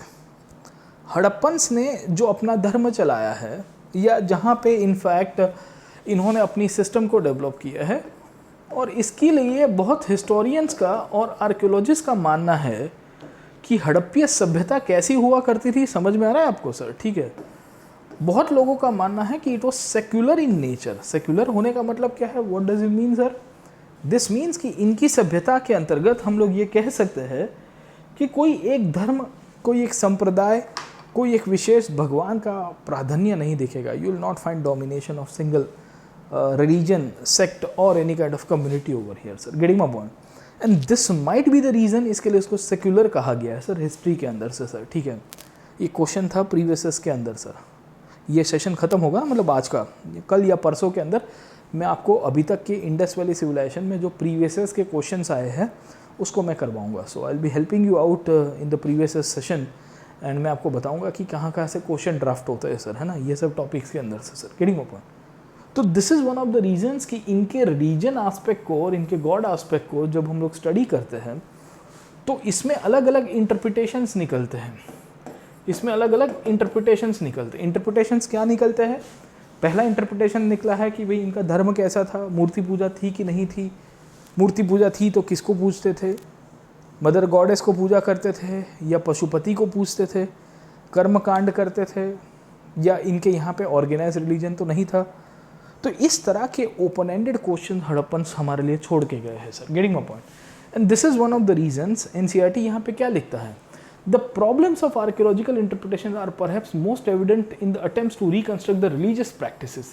इनके यहाँ की जो धर्म की प्रैक्टिसेस थी, ये किसको मानते थे, किसको नहीं मानते थे, निराकार पूजक थे या मूर्ति पूजक थे, अभी तक सॉल्यूशन ही नहीं आ पा रहा है सर, ठीक है।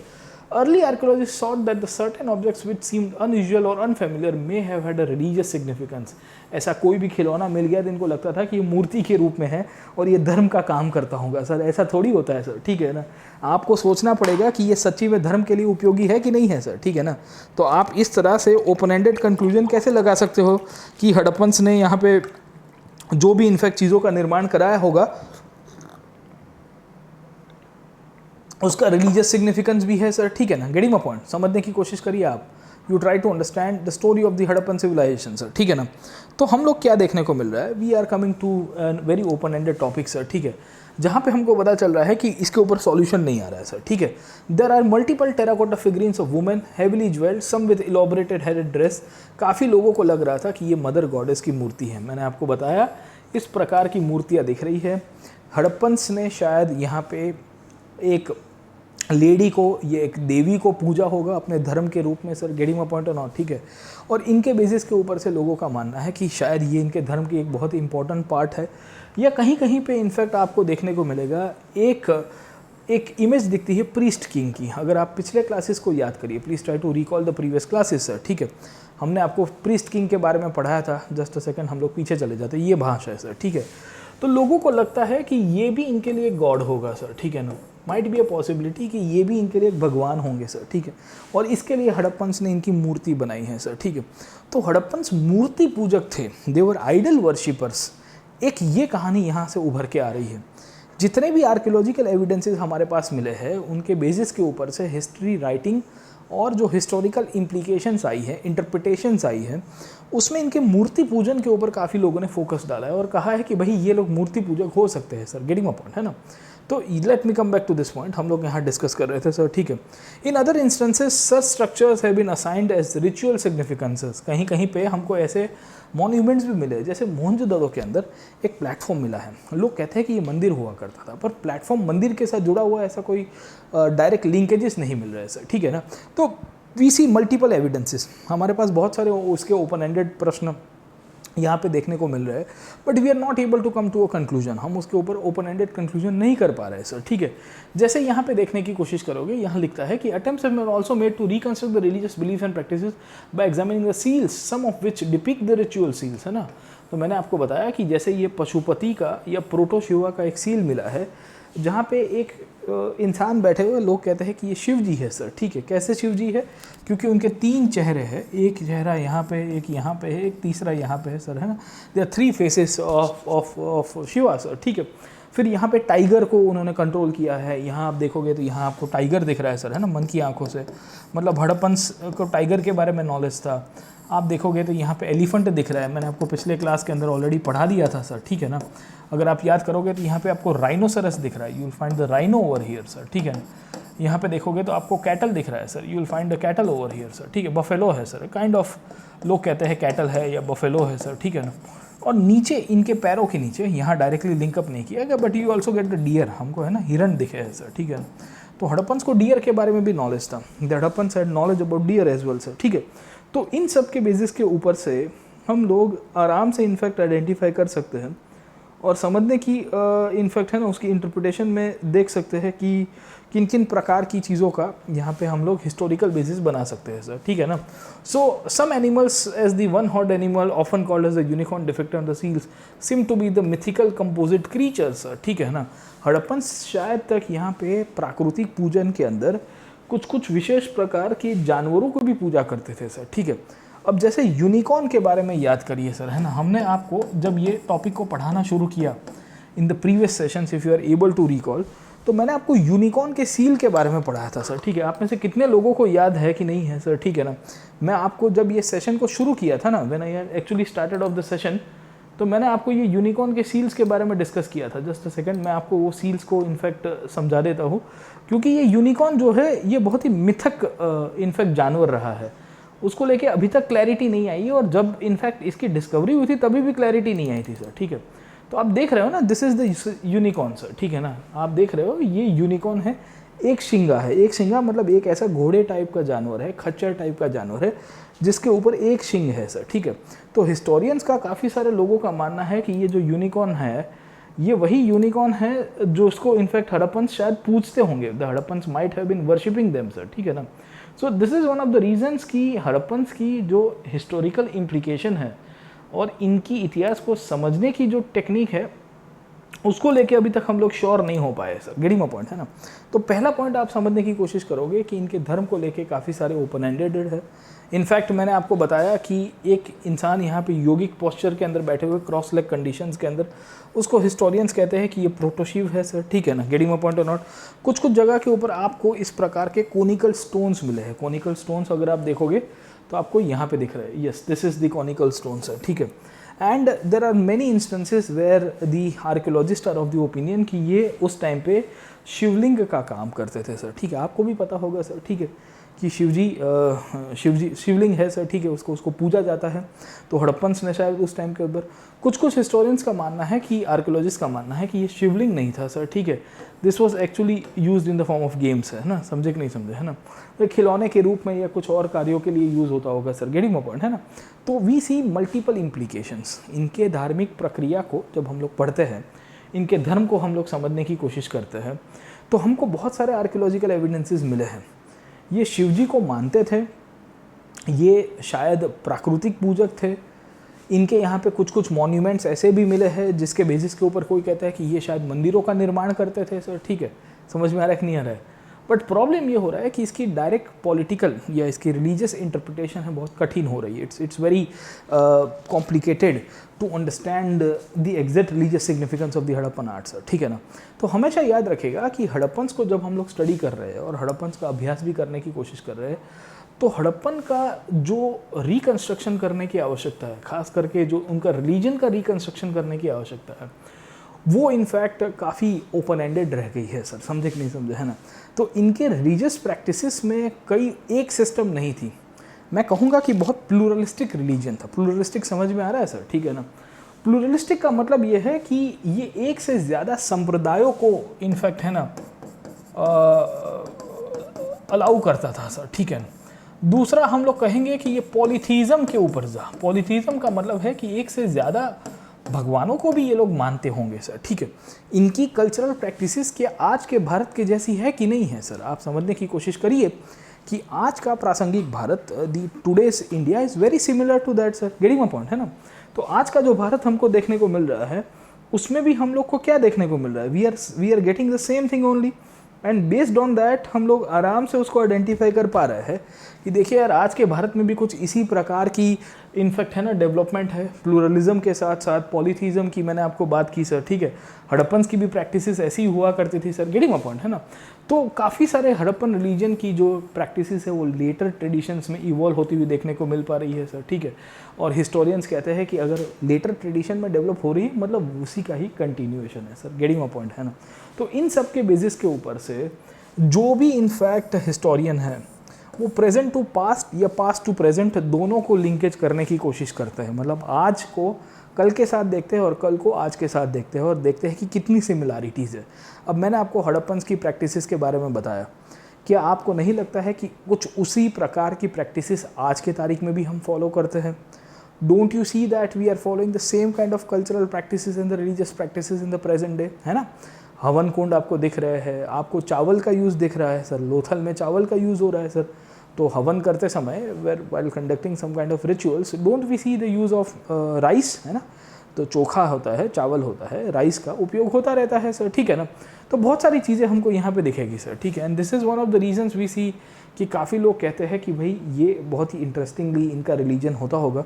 कुछ जगह के ऊपर लोगों का मानना है कि इनके यहाँ पे जो स्टोन कंस मिले हैं या आप देखोगे पॉट्स मिले हैं, वो इनफैक्ट, है ना, रिलीजियस सिंबल के रूप में यूज़ करना बहुत टफ हो जाएगा सर, ठीक है। क्योंकि पॉट्स होते हैं, माटी के बर्तन होते हैं, वो तो पानी पीने के लिए या चीज़ों को स्टोर करने के लिए यूज़ होते होंगे सर, गेटिंग माय पॉइंट, है ना।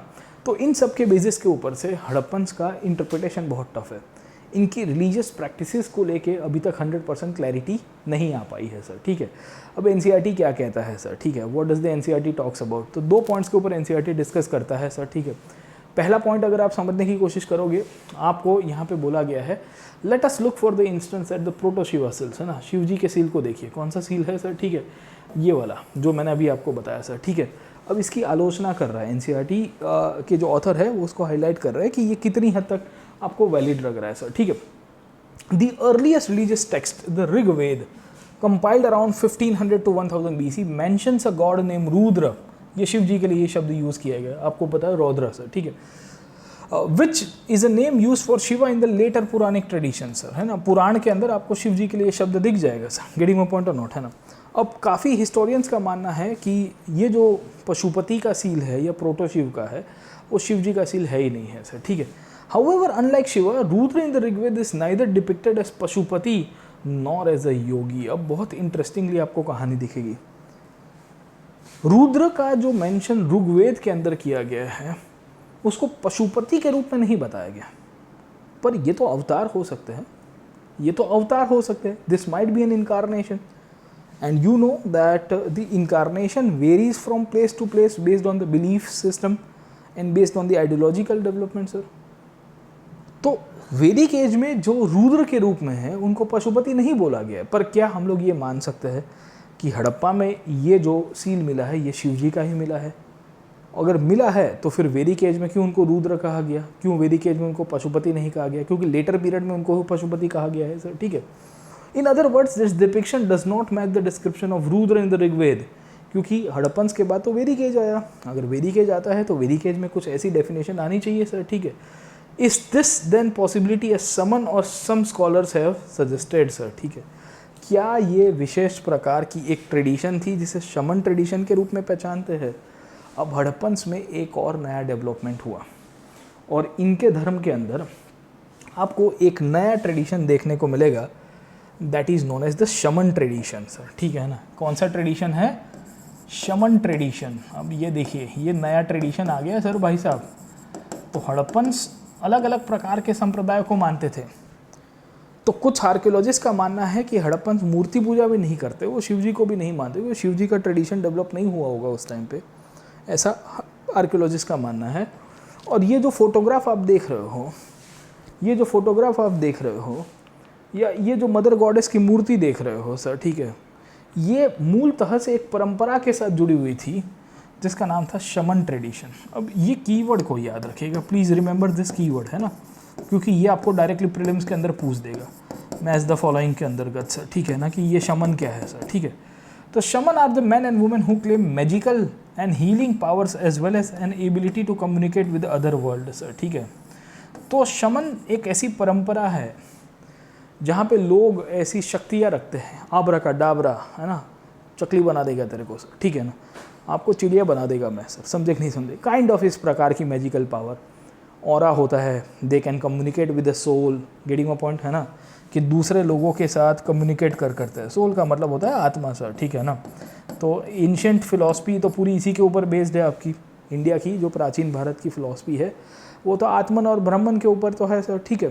तो this might be the basis behind that. Harappans इस प्रकार की चीज़ों को मानते होंगे और इसके लिए उन्होंने इनकी पूजा की होगी सर, गेटिंग माय पॉइंट और नॉट, है ना। तो ऐसे बहुत सारे टॉपिक्स आपको यहाँ दिख जाते हैं।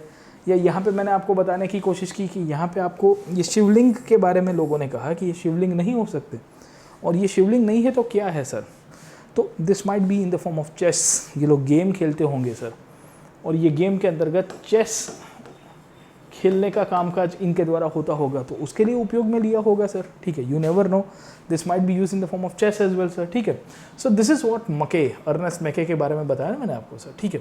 लिखता है various small cones made of lapis lazuli. Lapis lazuli was the stone that used to bring from Afghanistan sir, ठीक है। Jasper, chalcedony and other stone most beautifully cut and finished and less than 2 inches in height are thought to be lingas. मतलब ये शिवलिंग का था, छोटे छोटे शिवलिंग के रूप में पूजा होती होगी। On the other hand it is just possible that they were used in the board games. Board games क्या होगी? चेस होगी सर, चेस होगा, लूडो होगा, अलग अलग प्रकार की बोर्ड गेम्स आजकल आप खेलते रहते हो ऑनलाइन में सर, ठीक है। हड़प्पन से एक्सपर्ट थे, तो as a part of the utilitarian I would say way of life they might have use this in the form of board games, है ना। समझ में आ रहा है कि नहीं आ रहा है? तो हड़प्पा के यहाँ पे दिक्कत ये हो रही है और प्रश्न ये हो रहा है कि इनके द्वारा जो भी चीज़ें इनफैक्ट डेवलप की गई है, इन सब चीज़ों के ऊपर से अभी तक हम लोग ओपन एंडेड इनफैक्ट, है ना, टॉपिक को समझ नहीं पा रहे हैं सर, गेटिंग माय पॉइंट और नॉट, है ना। बहुत सारे आपको इनके रिचुअल्स के बारे में हमको पता चलता है। रिचुअल्स का मतलब क्या है सर, ठीक है।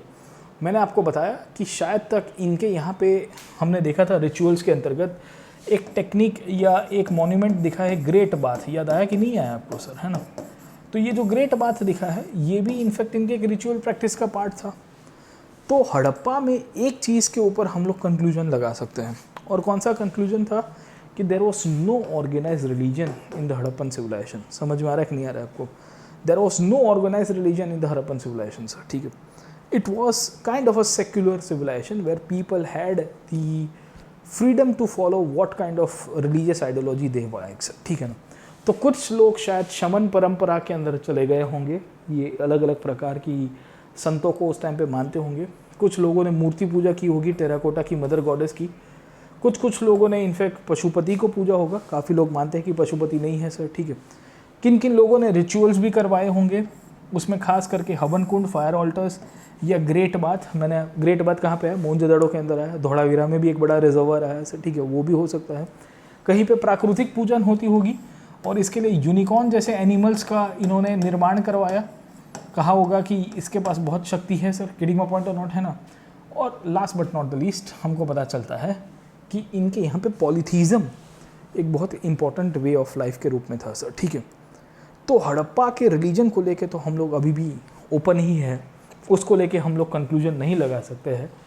But we see that Harappa की एक लाइफ बहुत ही अद्भुत प्रकार की थी। कुछ चीज़ें हड़प्पन्स यहाँ पे इनफैक्ट है ना हम लोग को बता के गए हैं, कुछ चीज़ें यहाँ पे नहीं बता के गए। जैसे कि हड़प्पन इकोनॉमी के बारे में कहेंगे तो मैं कहूँगा कि yes we know many things from this. In fact हमने आराम से इनके सोशल डिफरेंसेस को भी आइडेंटिफाई करने की कोशिश की है और हमको पता चल गया है कि इनकी सिविलाइजेशन कैसे चल रही है सर, ठीक है। हमारे साथ प्रॉब्लम ये हो रहा है कि हम लोग उसकी स्क्रिप्ट को अभी तक आइडेंटिफाई नहीं कर पाए, और स्क्रिप्ट को आइडेंटिफाई नहीं कर पाए तो इशू अभी भी देखने को मिलते रहते हैं सर, ठीक है। कुछ जगह के ऊपर आपको बाइलिंगुअल इंस्क्रिप्शन मिल रहे हैं, मतलब 2 लिपि लिखी गई ऊपर नीचे। तो काफ़ी हिस्टोरियंस का मानना है कि अगर 2 लिपि लिखी गई है मतलब 2 भाषा बोली जाती होगी इनके द्वारा, तो एक भाषा भी नहीं होगी। हो सकता है मोहनजोदड़ो में अलग भाषा है, हो सकता है सिंध में अलग भाषा है, हो सकता है गुजरात में अलग भाषा, क्योंकि धोलावीरा, लोथल ये सब तो गुजरात की साइट्स थी। मोहनजोदड़ो सिंध में है, हड़प्पा आप देखोगे तो पंजाब में है, यहाँ राखी गढ़ी है हरियाणा, हाँ केत आओ गुजरात वाला के एकदम मजा में, हाँ सिंधी कम्युनिटी अचो और पंजाबी अपने हिसाब से सर मौज करा दी। समझे कि नहीं समझे? Getting open. तो हड़प्पा में बहुत सारी चीज़ें ओपन एंडेड रह गई है यार। आपको मेरी बात सुन के हंसी आ रही होगी, बट इतना सारा पढ़ने के बाद जब आखिर के क्लास के अंदर मास्टर आपके सामने खड़ा है तो आपको लग रहा होगा कि यार मास्टर क्यों इतनी ओपन एंडेड बातें कर रहा है। पर हड़प्पन छोड़ के गए हमारे लिए, वो राज ही रह गया सर, क्योंकि कुछ जगह के ऊपर आपको बाइलिंगुअल इंस्क्रिप्शंस मिले हैं। तो शायद ये लोग 2 भाषा बोलते होंगे। Then can be a possibility कि they might have used 2 languages, dual languages का उपयोग किया होगा सर। गेटिंग माय पॉइंट और नॉट है? हमारे पास जो रिकंस्ट्रक्शन है हमेशा स्पेकुलेशन के ऊपर है। स्पेकुलेशन मतलब हम लोग सोच सकते हैं ऐसा हुआ होगा, ये किया होगा, ये करने की कोशिश की गई होगी sir, but we are not sure about that. हम उसके लेके अभी तक श्योर नहीं हैं। क्या लिखता है question? Was a great bath a ritual structure? क्या ग्रेट बाथ एक रिचुअल स्ट्रक्चर था? अभी मैंने आपको बताया मोहनजोदड़ो के अंदर कहाँ पे लोकेटेड था, with in the Citadel. Citadel के अंदर एक ग्रेट बाथ मिला है। हमने देखा था पिछले क्लास में सर, पहले क्लासेस देख लीजिए, पूरी लिनियरिटी में पढ़ाया है मैंने आपको, बहुत कॉम्प्रिहेंसिवली पढ़ाया है सर, ठीक है। दूसरा बोला गया है how wide spread was the literacy based on the number of seals that we have found, based on the inscriptions, can we come to a conclusion that it was a literate civilization? We never know that because there was pictographic script. मैंने आपको बताया इनकी script कैसी थी, pictographic थी। तो लोगों को पढ़ना नहीं आता पर फोटो देख के समझ में आता था कि ये क्या कहना चाहते हैं सर। गेटिंग माय पॉइंट और not? Why do Harappan symmetry shows little social differentiation? बहुत इंटरेस्टिंगली एक ओपन एंडेड क्वेश्चन होता है। कुछ विस्तारों को बाद करके हड़प्पा में जितनी भी सिमेट्रीज डेड बॉडीज़ मिली है उसमें सब लोग एक साथ एक ही फॉर्मेट में दफनाए गए। इवन राखी गढ़ी में भी ये मिला है। कुछ विस्तारों को अंदर हमको ज्वेलरी वाली मिल रही है। तो क्या हड़प्पन्स ये जताना चाहते थे कि आगे की जनरेशन को कि there are some people who were rich people जिन्होंने ज्वेलरी पहन के उसको दफनाया, बाकी सबको एक साथ दफनाया। तो इसमें भी कोई नियम था, there might be rule behind that. इसके पीछे एक रूल होगा जिसने कहा होगा कि भाई चलिए आपको इस हिसाब से दफनाना है sir. Getting my point. Also unanswered questions on gender, did women make pottery और they only paint the pots. क्या स्त्री माटी के बर्तन खुद बनाती थी या खाली पेंटिंग का काम करती थी? हमने देखे थे बहुत अद्भुत प्रकार के हैं, ठीक है। What about other craft person, बाकी सारे लोग कौन हुआ करते थे? बहुत सारी टॉपिक्स हड़प्पन हमारे लिए छोड़ के गए हैं। Unanswered questions of the Harappan civilization. What were the terracotta female figurines used for. अभी मैंने आपको बताया ये जो मदर गॉडेस की मूर्ति मिली है, कहाँ गई, हाँ ये रही सर। ये जो मदर गॉडेस की मूर्ति मिली है, ये मदर गॉडेस की मूर्ति हमारे लिए कहाँ पे काम में आ रही है, उसका क्या इंपॉर्टेंस है? क्या ये मूर्ति पूजा के रूप में थी? हो सकता है ये रानी होगी उनकी। This might be the queen of the Harappan people, we are not sure about that. समझे कि नहीं समझे? तो दोस्तों इसके अंदर अगर आप समझने की कोशिश करिए हड़प्पन्स को, रिकन्स्ट्रक्शन की जब मैं बात करूँगा, हिस्टोरिकल इम्प्लीकेशंस की मैं बात करूँगा, तो हम लोग इसके रिलेटेड बहुत सारे ओपन एंडेड क्वेश्चंस को अभी भी नहीं समझ पा रहे हैं। इनकी जेंडर इश्यूज़ थे कि नहीं थे? क्या सोसाइटी में मेल और फीमेल इक्वल हुआ करते थे, या दोनों इकोनॉमी में कंट्रीब्यूट करते थे, दोनों पॉलिटिकल कंडीशंस में कंट्रीब्यूट करते थे? This are very new areas जो हड़प्पन्स हमारे लिए छोड़ के गए हैं सर, ठीक है। So Harappans have actually, I would say, left out many things for us, and it is for people like us who can actually have some interest in the historical side and then do research कि भाई क्या था, reality कैसी थी, Harappans किस तरह से अपना जीवन चलाते थे, हड़प्पन्स की किस तरह से क्या कहते हैं पॉलिटिकल सिस्टम हुआ करते थे, हमको ये भी नहीं पता है, इनका धर्म कैसे हुआ करता था सर, है ना। तो इन सब प्रश्न अभी फ्यूचर के रिसर्च के लिए, इनके स्क्रिप्ट के बारे में नहीं पता है। कल उठ के स्क्रिप्ट डेसिफर हो जाएगी तो there might be a possibility कि पूरा इतिहास बदल जाए, है ना। हालात बदल गए, जज्बात बदल गए, सब कुछ हो सकता है, बट बाय दैट टाइम तो अभी तो टाइम लगेगा उसको लेके। खैर ये सारे टॉपिक्स है हड़प्पन्स को लेके, काफ़ी ओपन एंडेड प्रश्न बाकी रह गए हैं, बट वो तो समय बताएगा कि इसको रिलेटेड क्या हो रहा है। आज के सेशन में हम लोग इतना ही रखते हैं। कल का या परसों का सेशन, डे और day after tomorrow, I will be discussing the previous question of the Indus valley civilization. बहुत सारे बच्चों का मानना है कि सर आपने प्रीवियस क्वेश्चन करवाए कि नहीं करवाए सर, तो मैंने अभी नहीं कराया है। ये चैप्टर ख़त्म होगा उसके बाद मैं आपको प्रीवियस के क्वेश्चन कराऊंगा। ये प्रीवियस के क्वेश्चन में मैं आपको प्रीलिम्स के क्वेश्चन भी कराऊंगा, चिंता मत करिएगा, और मैं आपको मेंस का क्वेश्चन भी कराऊंगा। I will be solving the prelims and the mains question both sir, है ना। तो मोस्ट प्रॉब्ली हम लोग डे आफ्टर टुमारो करेंगे। इनफैक्ट इसके पीछे भी चैप्टर में भी क्वेश्चन दिए गए हैं कि क्या क्या चीज़ें हड़प्पन्स कंज्यूम करते थे, क्या नहीं करते थे, उसके ऊपर भी डिस्कस करेंगे। क्योंकि एनसीईआरटी के क्वेश्चंस को अगर आप प्रैक्टिस करोगे ना, पीछे दिए गए क्वेश्चंस, तो उससे भी आपकी अंडरस्टैंडिंग बनेगी, आपका एक हिस्टोरिकल बेसिस बनेगा। तो मुख्य परीक्षा में 2 क्वेश्चन आ चुके हैं। In the mains examination 2 questions were asked up till now, मतलब 2013 से लेके पकड़ के चले 2020 तक की मैं बात करूंगा सर, ठीक है ना। तो उसको हम लोग डिस्कस करेंगे। प्रीलिम्स के अंदर तो करीबन आप पकड़ के चलिए 5-7 क्वेश्चन डायरेक्टली इनडायरेक्टली पूछे गए हैं अभी तक, तो उसके ऊपर भी करेंगे सर, ठीक है। तो एक स्पेसिफिक 1 घंटे का सेशन लेके आऊँगा जहाँ मैं आपको आंसर राइटिंग का पॉइंट्स के बारे में बताऊँगा, जहाँ मैं आपको समझाने की कोशिश करूँगा कि हड़प्पन्स की वे ऑफ लाइफ कैसे हुआ करती थी, जहाँ पे हम लोग क्वेश्चंस के सापेक्ष में और अभी तक मैंने जो पढ़ाया है उसका डिटेल्ड आंसर भी आपको बताऊँगा सर, ठीक है। क्योंकि एक बच्चों की कमेंट ये थी कि सर आपके क्वेश्चन से आंसर सॉल्व नहीं होते हैं। तो एक जब नेक्स्ट सेशन लेके आऊँगा, मतलब कल ये है परसों का सेशन, तो उसमें मैं आपको बहुत डिटेल वे के अंदर यही स्लाइड्स के अंदर से डायरेक्टली क्वेश्चंस बताऊँगा कि अभी तक कैसे क्वेश्चंस पूछे हैं और कैसे आप उसको आंसर कर पाओगे सर, ठीक है ना। आज यहाँ पे कंक्लूड करता हूँ। ये चैप्टर ऑलमोस्ट हमने फिनिश किया है, खाली इसके क्वेश्चंस आंसर सेशन बाकी रह गया है, उसको मैं नेक्स्ट क्लास के अंदर कंक्लूड कराऊँगा। आपको फिर से इनवाइट करता हूँ मेरे हिस्ट्री ऑप्शनल के कोर्स के लिए, आपको फिर से इनवाइट करता हूँ मेरे हिस्ट्री ऑप्शनल के कोर्स के लिए। सब्सक्रिप्शन अगर आपने नहीं लिया है, if you are not taken the subscription, please take it at the earliest. In fact today is a good day, आज वेडनेसडे है, आज ऑफ़र चलती है, बहुत सारी स्कीम्स चलती है और आज आपके लिए काफ़ी फ़ायदा होगा सर, ठीक है।